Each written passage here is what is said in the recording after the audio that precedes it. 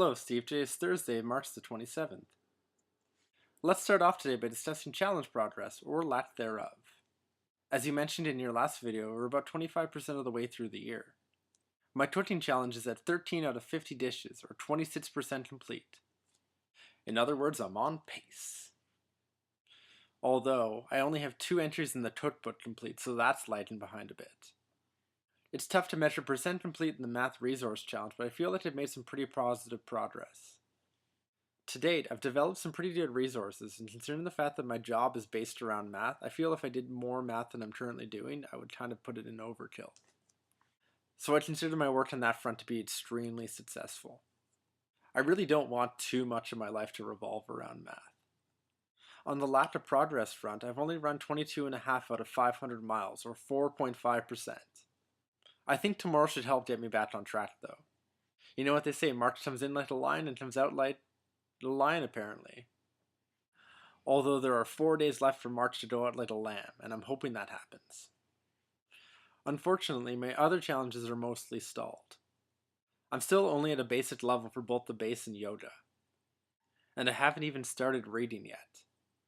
It does go to show you the difficulty of balancing all these ideas out. I tend to feel that there's often not enough time in the day. At the same time, I feel I can really push myself to do even better as the year progresses. In your last video, you mentioned some shows that can fill the lost void. And the first 4 you mentioned I'll keep in the back of my mind. With all the challenges I'm stalling in, I don't plan on starting anything new. As for the 5th show you mentioned, I'll start by saying I own the first 7 seasons of How I Met Your Mother on DVD. And I've definitely kept up to date by watching all the episodes this season. Honestly, I think the format and the execution of this season has been quite brilliant. And I'll have more comments to make on that once the final episode puts the whole season in perspective. And that's an event I certainly look forward to witnessing on Monday. There's a couple other interesting things going on in Ottawa as of late.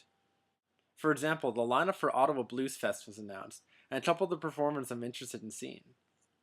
For example, one of the days features The Killers, Cypress Hill, and Trombone Shorty.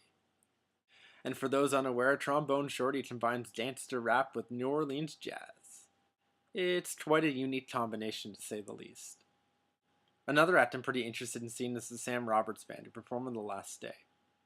I've seen them a couple times before, and if you just mildly enjoy a couple of their songs, I highly recommend the live show. It's so much better.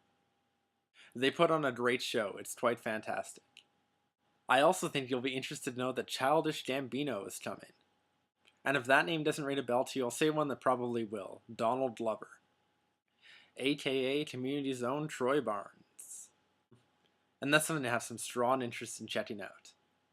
I haven't been to a Bluesfest show in 4 years, so I do look forward to getting back to it this year. And now, Battleship. C5 was a miss. My shot is G3. I feel a hit coming soon.